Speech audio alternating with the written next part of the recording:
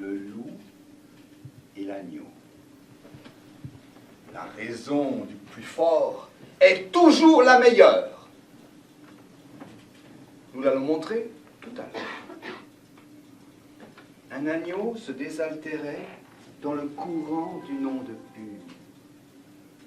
Un loup survient à jeun qui cherchait d'aventure et que la faim en ses lieux attirait. Qui te rend si hardi de troubler mon breuvage? Cet animal est plein de rage, tu seras châtié de ta témérité. Si, répond l'agneau, que votre majesté ne se mette pas en colère, mais plutôt qu'elle le considère, que je me vas désaltérant dans le courant, plus de 20 pas en dessous d'elle, et que, par conséquent, en aucune façon, je ne puis troubler sa boisson. Tu la troubles, reprit cette bête cruelle, et je sais que de moi, tu médis l'an passé. Comment l'aurais-je fait si je n'étais pas né, reprit l'agneau jetette, encore ma mère. Si ce n'est toi, c'est donc ton frère. Je n'en ai point, c'est donc quelqu'un des tiens, car vous ne m'épargnez guère, vous, vos bergers et vos chiens. On me l'a dit. Il faut que je me venge. Là-dessus, au fond des forêts, le loup l'emporte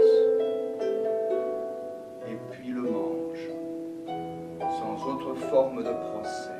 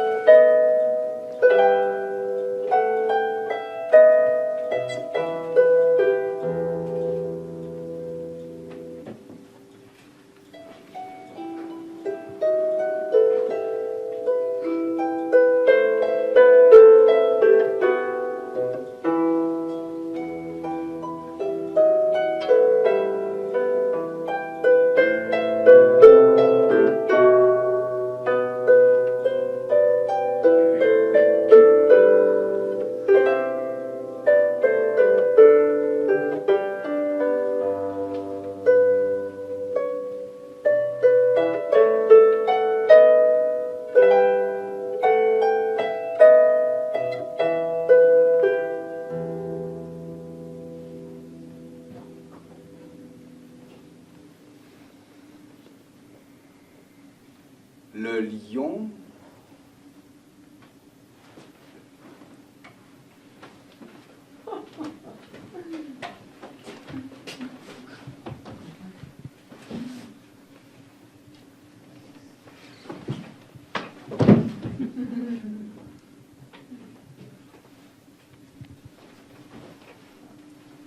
et le moucheron.